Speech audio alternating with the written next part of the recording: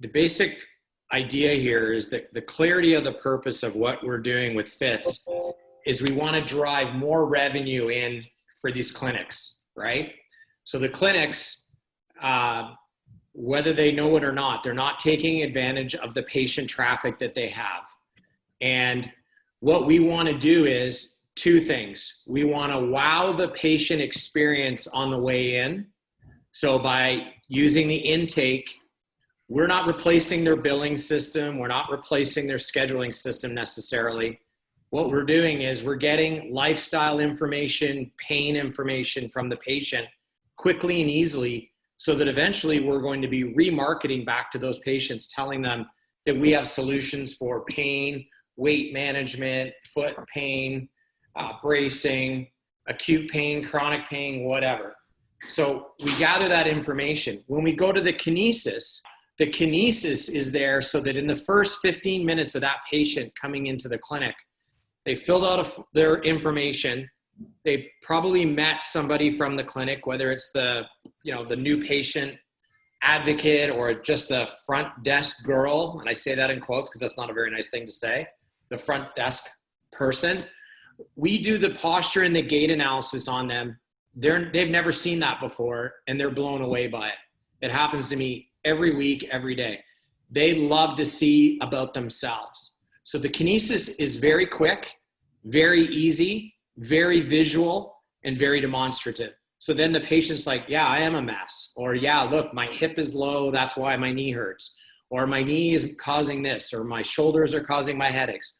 Whatever it is, the kinesis gives the patient a really clear snapshot of where they are. Doesn't make a diagnosis or anything, which we don't want to do, but it allows the clinician to wow that patient, okay? Once that patient is wowed and the clinician does their other stuff, so whether they do a hands-on exam or they do other testing or maybe even an x-ray, whatever it is they do, our stuff makes that experience better, always, no matter what kind of clinician, personal trainer, massage therapist, chiro, physio, physiatrist, doesn't matter.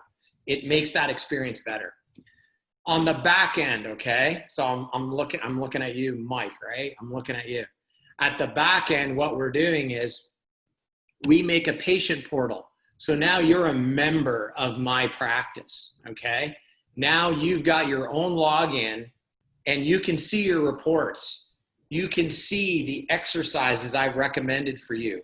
You can see the things I want you to do and the things I don't want you to do. So no, Mike, no heat. Don't be telling me you put heat on it all weekend while you watch golf. I don't know heat, ice only for you. And here's the exercises I want you to do, not the ones that your kid's karate teacher, gave to the kids, right? These are for you. Oh, okay. And here's the products that you may want to buy now or down the road, whether it's CBD for immediate pain relief or a brace or a pillow or whatever. We're have a wide array of, and we're adding weekly products that help you get better. And when you come in to the clinic, especially guys, right? The last place we want to go is the clinic, right? Like literally our arm could be bleeding, on fire, ants coming out of it. And we're going, do you think I should go to the hospital? And your wife's like, what are you, stupid? Go. Like, what are you doing, right? And you're like, I don't want to go in this whole rigmarole of care. But once you're there, you don't want someone to tell you, well, I need you to go down the street to buy this, and you should try this, and maybe vitamin D, or maybe you want someone that says to you, Mike, this is for you. You need this, this, and this today, this down the road. And if, Mike, you decide you want to, lose some weight or sleep better or have less anxiety or whatever it is, or male vitamins to support the male journey, it's all in there for you in your portal. That's your specific thing. So our company will provide that portal for the patients for your clinic, and therefore the customer is always going to go back there to learn and read, watch videos about different topics that relate to them. So that's what we're doing with Fit. So the bottom line is we're doing two things. We're wowing the patient on the way in and gathering information about their lifestyle so that we can lead them to a healthier life at whatever pace that they want. And Mike, if I treat you and you go home and you show your wife what's going on, then she might want to have that. She might go, well, I should go in for my headaches, or you should take your brother in. And once you start buying health products from this platform, you're going to buy them for your whole family. So that's just proven market analysis. So the numbers of patients that we can help is huge, but our main focus has to be helping the clinician wow the patients so they can generate more income through referrals and more services. That's great. We also want to do a revenue share on products with all these guys because they don't like doing products. They know they want to do it, but they don't like doing it. So that's my little speech about what we're doing. But the kinesis and the intake are very important to get to know that patient or that consumer. If you're a marketing guy, you're going to go, wow, we really know this person now. They like golf. They have trouble sleeping. They've had a car accident years ago. They got left knee pain. They got back pain. They're a certain age. They're a male. So all these marketing things we're going to do back to them through the portal, not direct to them, bothering them every day, but through the portal and educating them is going to be geared to them. So you're not getting anything about menopause, I'm sorry, unless you ask for it, okay? You're going to get about male menopause, which I'm starting to read about. So it all depends. And if you're a golfer, you're getting golf stuff, all those things. So that's what we're doing here. As far as kinesis goes, the kinesis system, I got to say, is fantastic visually. It should be an instant analysis. It happens very quickly. So we're not interrupting anybody's day. So when these clinicians look at this, they always worry about how hard it's going to be to integrate. This is very, very easy to integrate into your day. And again, not being, politically correct here, the front desk girl is going to be very resistant to change because she thinks that the doctor goes to a seminar and they come back, and I'm sure Dr. Cheeseman can agree with me, and you go, hey, I got a great idea at this seminar this weekend. And the whole office goes, no, we're not doing that. Like, what did you do? Like, we're not doing that. And you're like, no, this is easy. This is actually going to differentiate us. It's easy to do. And it's very, again, like I said, visually impressive. Okay. So why don't we do a posture and a gait, Gene, and then I can see if you can show me the front of the iPad after you do it. Okay. Why don't we do it this? We already had Mike doing an intake on the other iPad, but I've got a test position here. Let's do a test. Sure. And Dan, why don't you do this? Okay. On Christy. Okay. Okay. And this is on the what? The gait or Do a gait and posture on it. Let's do posture first. That's the easiest one. You're just taking 2 pictures and there should be no, This is set up for a test subject, so posture. You want to get around there and watch how he does it? I'm gonna just move these out of the way so nobody Now that should be about what, 6 feet away, or what do we got? you'll see when you put it up, all you got to do is make sure you don't cut off her head. That's definitely too close. You're way too close. How come it's not showing it? Hold on, you got to push the posture. At the very bottom, what's it say at the bottom?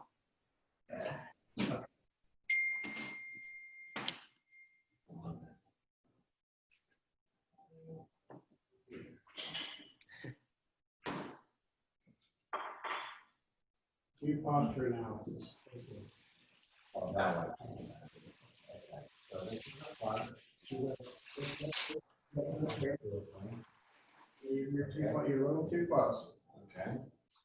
Yeah, don't cut off her feet, don't cut off her head, and make sure you have a green bar. The green is determining whether you've got the iPad level from the left to the right. So if you're a pilot, it's the yaw. So that's all I need, right? Yellow's okay? As long as there's a green bar there. It's yellow. Well, because that's. Oh, there we go. Now I got it. Didn't quite get her head right, so. You slipped if you're on a green. There you go. Okay. Sorry, Kristen. Okay. You got it. All right, now side. Over here. Other way. Sorry. Okay. Oh, man. That's green right out of the gate. Oh, my God. Must be cockeyed. Favor this. Probably you. All right, there we go. That's that. Not a bad picture. You can. So what do you go do with that? What do you do next, Dan? And Analyze. Analyze, right? Okay, you check mark, said you got to analyze. Okay, now hold on. Before you touch anything there, Gene, Yeah. you've got some dots showing up there, right? So we've got some results for her. What does the save button say at the top? Here, the save is perfectly fine. So I hit save now just so we don't lose it. I would hit save now because we were happy with those pictures, right, Yep. Dan? Yep. I'm very proud of you, Dan. You took 2 good pictures. Thank you. It says saving. But basically what we're getting is an instant analysis of that patient's posture. And when you tap on those red, green, and yellow dots, it'll expand into that specific area. So if the shoulders were off a bit, it'll expand out more, telling you potentially what that could be. If the hips or the knees or whatever. So again, the clinicians love it because it's quick. It brings it back down to the different body parts where the patient may be complaining. But again, it's not our job to make a diagnosis. So if Christy happened to have her one shoulder down for whatever reason, it doesn't say, well, you're definitely going to need, you're going to get headaches. It's like, no, you may have more of a type, that kind of thing. Mike and Christy, because you guys are new to me, the other thing that's interesting is once you log into the patient information there in the Kinesis, you can go right away to make notes, show them the store. You can do all kinds of stuff from that patient landing page. And that's really also very valuable in the clinic, because if I just did a posture and a gait on you and Dan, and then I said, Dan, do you see this? And you go, yeah, I see it. I go, I'm walking funny because of my hip. I'm off. It's throwing off my shoulders. I can see it. You go, great. Now, here's what I'm going to recommend for you. The doctor now can show you what products, what exercises, what stretches I want you to do on the iPad. But more importantly, that goes into your portal, and now it's there instantly. I don't have to give you any more stuff. I wanted to, again, just drive home the point that we have a lot of functionality on this, and it can be overwhelming sometimes too. If you walk in, and again, I'm not a salesperson, right? But if you walk into somewhere and you go, here's all these millions of benefits, you're just going to overwhelm the customer. And I really like just saying, hey, I got something that's going to wow your patients, generate referrals, you're going to make more income, and you're actually going to be able to monetize the people in your practice. You're going to love this. And the best thing is, it's free. Yeah. They go, what? I want to see this. Yeah, it's free. You got to put a deposit down and you got to pay for some training. But I'm not asking you for 10 grand. So I really like that whole thing. And then the other thing, again, Don and Mike and Christy, just to remember, is that this is iPad based, the stuff that you guys are all looking at today. But our telehealth and our patient portal are also browser based. So the patient obviously is going to log in on a computer or their phone or an iPad. And the clinic can also log in on a computer. And they can then look at all of their patient portals. They can look at their store. They can look at the people that are asking them for telehealth. And again, telehealth is a massive business right now, but it's only really, I would say, 10% of what we offer. Not all of our people want to use telehealth every day or every week. Some of them do, and they love it. But our telehealth is the only one in the world that allows you to leave live notes, push out exercises, push out product to the patient. So the patient can then go in and look at that telehealth session later in the evening, the next day at work. So Mike, if I did a telehealth with you right now on a browser, on your computer, even on your phone, and I push some exercises to you and you said, yeah, thanks, Paul, that's cool, I got the exercises. Tomorrow when you're at your desk and you go, I should do these exercises, Paul told me, and you go, what the hell did that guy say again? I can't remember. Did he say, like, what am I supposed to do with my head, my neck? I don't remember. Now you log into your browser and there's your exercises right there. They're right there for you. I already dropped them in there. So instead of giving you a piece of paper or you writing them down. So these little things all add up to big value for the patient and big value for the clinic. And the telehealth portion of it if your client is not billing for telehealth calls, let's say, they can use it to screen new patients. They can offer it on their website saying, hey, click here to book a free 10-minute call with the doctor to see if our office is right for you. A lot of people do that to try to generate new patients. And our guys up here have been doing that quite successfully. They're like, look, how about you book a free 10-minute with me? Tell me your story. I'll tell you if I think I can help you. You can see if you like me. I can see if I like you. And if you do, now I've got all these notes about you already. Your first visit is going to be very short. Now you're coming in just for business. You're not coming in for the let's get to know you and all that. So we have a lot of features, a lot of capabilities on this, which makes it really very unique in the world. But I really think the bottom line is that we're here to generate more revenue for everybody's clinic. And we're doing that by using technology that the patients are already using somewhere else. They're already going on Amazon. I bought a book this morning, right? And I'm not really an online buyer guy, but I heard about a book. It took me 2 minutes. I ordered a book. It'll be here Monday. It's ridiculous, right? Well, they want the same thing for their healthcare. And they want to know that if it's on the store that Dr. Gene has for his clinic or Dr. Cheeseman has for his clinic, that means those guys have at least looked at it, right? Because we don't want to spend all our time learning about products. So all the education is in there. There's videos on there. So I don't have to educate patients over and over again about pillows or braces or CBD. They can watch a video and then they can order it. And if you're a new patient and you're not sure what you want to do, I can say, hey, I'm going to put it in your cart. It's there. If you decide you want to buy it tonight or tomorrow, just buy it. But there's a little video or a paper or something you can read on there when you get home tonight. Thank you. That's great. That's what I want. And that's what the doctor wants. They're so stuck in, I got to go see another patient. I got to go see another patient. And I get it. But we use the technology to do all the stuff they don't really want to do. We were just talking about convenience as I was making coffee for them because I'm more of a Keurig girl and I was making them a pot of coffee. So I'm like, everybody wants convenience, right? So right, 100%. Yeah. Yeah, they want convenience, but I also think that they want control. They want stuff presented to them. They do. The honest truth is not to get too philosophical, but there really isn't a great amount of leadership in day-to-day healthcare. Like for the practitioners that really show they care and educate and are, pushing their patients to be better in all areas of their life are the ones that have the biggest practices.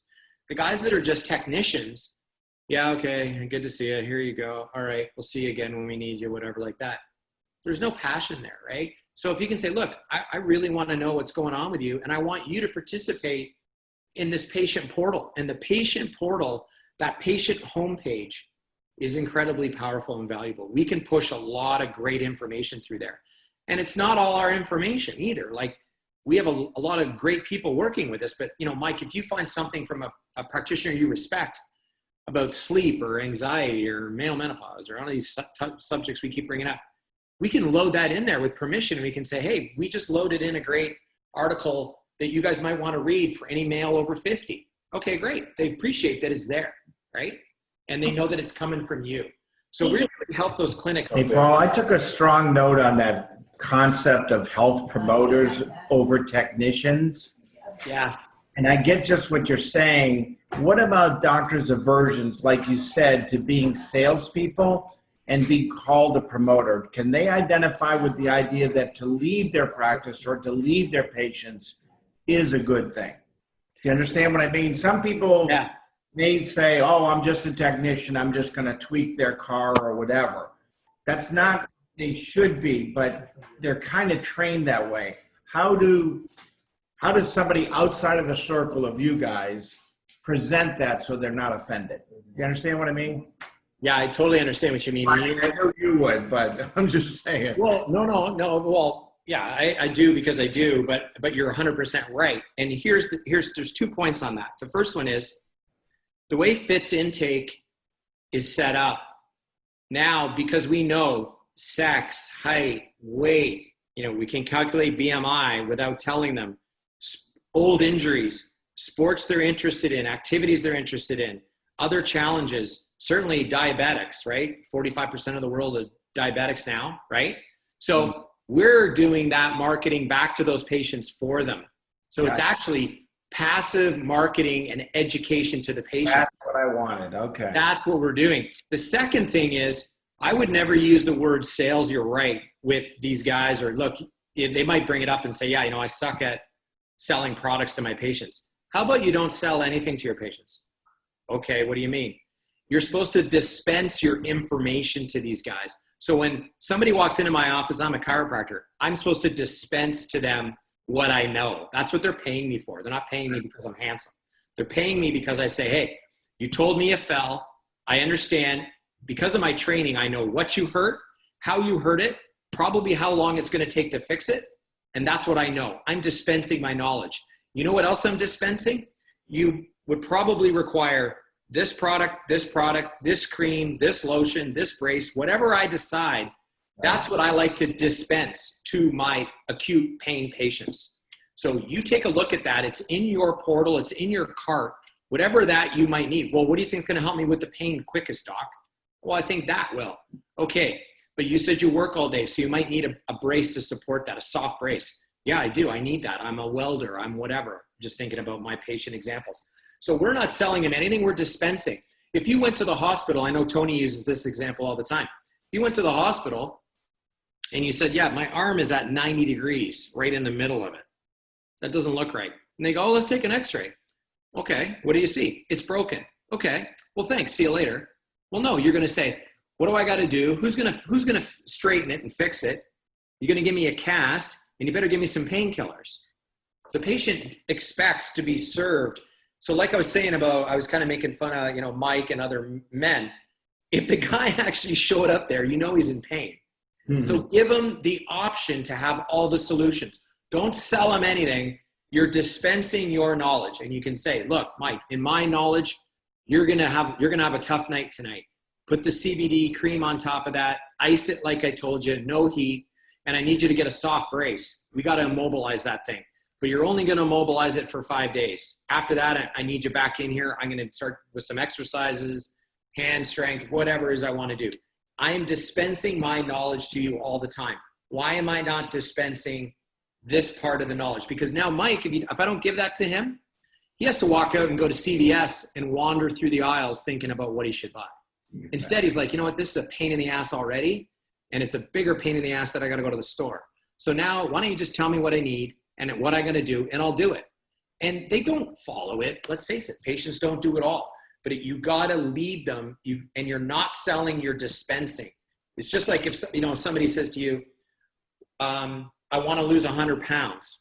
Okay, great. I'm a personal trainer. I can help you with that. Okay, but I only want to work out once a month. We can do that, but we won't get any results. I have to dispense to you my best knowledge. My best knowledge is you're going to be in here 5 days a week. 3 of those days you're walking. 2 of those days we're doing weights. That's it. And then I'll see you in a year. Because guess what? You're going to be doing that for the next 52 weeks. That's the honest truth. I got to dispense my knowledge. So I like to use the word dispense. We've used that in a lot of cases. Like you can't even get foot care doctors to sell foot cream to diabetic people. And you know what we did? We started giving them a piece of paper that looks like a script. And we said, here's what you're going to do. You're going to dispense foot cream. And you give it to the patient when they walk out the door, and they can buy it from, quote unquote, your girl at the front. And the sales went up like 75%. People wanted to do it. They were just afraid to do it. But for some reason, writing it on a piece of paper, giving it to the patient, and then the patient doing the transaction with somebody else, somebody who wasn't the esteemed doctor, it went much better.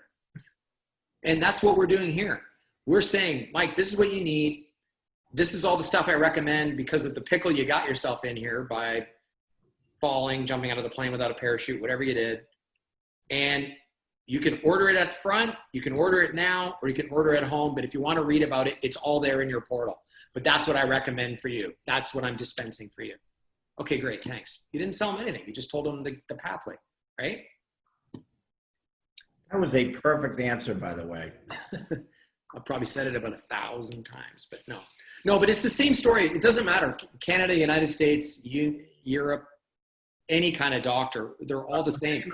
It's the same approach aversion I had to selling, I would compromise myself by saying I take a marketing approach to sales, which means just communication. And that's what I did, was dispense my knowledge. And I was a lot more knowledgeable than most dentists when I worked in the dental world. Right, right. People say, why didn't you become a dentist? Well, I don't want to sit in a room all day long, and my hands are really crappy. My daughters are, so she's a dentist. But the passive marketing is a very healthy idea because you're not actively pushing stuff on people. So the passive nature, the other thing I like, the term communication, but dispensing or prescribing is a little more comfortable, and people do follow that almost like lemmings. So that's not a bad deal. Yeah. But also have not learned ever to leverage their patient base, and they really don't know who they are. If you ask them, who's your biggest prescribing, they'll say Blue Cross and Blue Shield because the last three people were. They have no clue the age of their population or anything because they just remember the last 5 patients or whatever. Yep. No offense to other doctors, but I get their life is really hard. But they have an inkling, and I like your idea though that the successful practices are good at these things. I mean, they promote better health to their patients. Right. They don't just knee-jerk, here's what's the formula for things. They have to customize it. That's the other thing.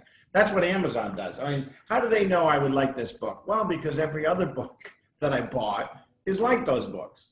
So right. So like, exactly. So if I sent you an SMS text that said, Dan, there's a great article on exercise and diabetes written by Dr. Evan Lewis from University of Toronto, PhD. It's a quick read. It's in your portal. You're not going to say, well, why are you sending that to me? I'm only going to send it to you because you're a diabetic. Bingo. And you go, oh, they know me. They care about me.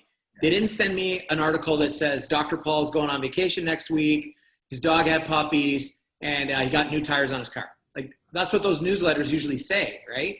Yeah. So we can market back to them only with the information that they need. And we also don't bombard them with emails that they have to read right now. It's like, hey, ping, new video on the controversy around vitamin D. Is it good for COVID-19 or not? We sell vitamin D. We like vitamin D for lots of reasons, but there's a bit of a controversy about whether it will help with the symptoms of COVID-19. If you're interested in reading it, read it. And if you bought a vitamin before, guess what? You moved up on our vitamin, newsletter list, right? So we want to help them monetize their traffic. And then to your point, which you know better than I do, the business end of it is when you go to sell your practice, they're just going to ask you, how many people did you see last month? Because you're only as good as your last month. And then you get nothing for it. It's a shame.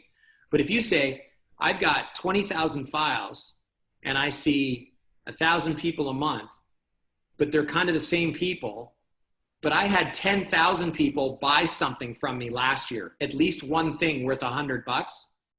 Oh, now you might not even think about selling your practice because you're monetizing. So if, as a chiropractor, if I saw you 2 years ago and you liked me and I liked you and I got you better, if you showed up 2 years later and said, oh, Paul, I did it again, I wouldn't go, well, you know what? I don't like you anymore because you haven't seen me for 2 years. You're a bad girlfriend. You're a bad boyfriend. I don't like you. I would say, I'm super happy to see you again, right? I'm always here to serve. But wouldn't it be great if you had kept buying some of the products that you had used and you said, you know what? I bought that pillow and I bought that CBD cream. I use it every week, but I went and I played football with all my college buddies. We were so drunk. We ran around. I threw my back out this weekend. Can you help me out again? I'm not going to say no to serving you and giving you an adjustment for 2 weeks. I may not see you again for two more years, but you're still a member of my practice. You're still getting info and you're hopefully still buying products. Now the value of my business just went through the roof. So that's, and a lot of people don't get that until they go to sell their practice, but that's not a bad argument either, right? No, because most of them are just flush files. I mean, it doesn't matter the numbers even. It's the activity that occurs regularly. Right. So if you could add 10 grand in product sales, which are passive, a month to a clinic, the value of that clinic is probably doubling, right? And if you want to bring in an associate or something, you could say, yeah, you keep pumping the patients through, but I'm keeping the product sales. You could keep that till you're 90 and get young people to start working there. You can tell what I've been thinking. We're looking forward to the video series that stars you. Yeah, no hat, I promise. Because if Christy walks into a practice and says that, Yeah. being the wonderful personality that she is, there's no way that they're going to get out of there without ordering this. Well, yeah, and that's the other thing too, is that like I'm not exaggerating. I can't think of the last time somebody said no to this. And again, you might say, well, that's crazy. Well, yeah, it isn't crazy. They don't say no, but what we got to be careful of is we want to pick places that are active, right? Like we don't want the guy that's working 2 days a week, right? We want to pick, because that's how we all get paid, is by moving product. If we move product and help them move product and get new patients, then they're really happy. Then the salespeople get paid, company generates revenue. That's what we really want to do. So we've had some guys that, you know, they're not that busy or they don't only work part-time. And I know COVID has thrown a big curve into it, but you know, we've got some young new practitioners, people that are struggling to pay the bills. They've only been in business a year. They're doing really well because they make it their protocol to use kinesis on every patient. Every new patient gets this. And then they generate referrals out of that. So more new patients come in. And then they start doing in our, in the doctor side of the portal, we have an area where they can create bundles of products. So acute pain patient just automatically gets offered these products in their portal. So it's called curations. And so if you have a diabetic patient, you can set up 3 products that you want every diabetic patient to be offered and educated about. And again, it's just the numbers. They read about it and they buy it. So Amazing. it's got a lot of cool functionality that can help the practitioner for sure. And that's what I'm really proud about. We are not going in there selling somebody something that's going to end up getting dusty, you know, ultrasound machine, something else. I don't know what else, spinal decompression. Like we're giving it basically to them, except for them to commit to pay for training and stuff. And if anything, we're going to generate more new patients for them. So I feel good about what we're doing, but they don't understand how to monetize that traffic. And we do. So, and a lot of companies do. So we're lucky we're going to be able to do this. Perfect. Okay. Any other questions before he goes? Not now. All right. Thanks. I really appreciate you guys doing this on Saturday. So we'll see you soon, hopefully in person, God willing. Hey, count on it. Okay. See ya.